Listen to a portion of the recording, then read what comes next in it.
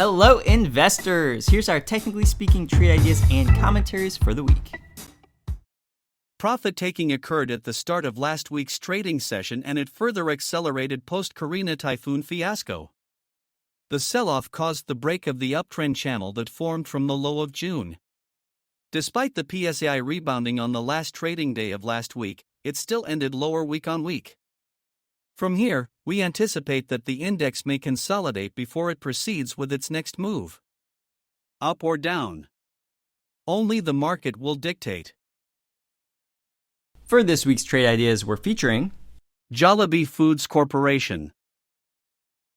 JFC has been in an uptrend since the pandemic sell-off.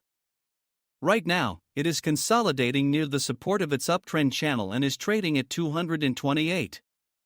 The stock may be bought at this level as we anticipate that this trade idea may be a money-making opportunity if its uptrend remains intact and if it rebounds near the resistance of its channel.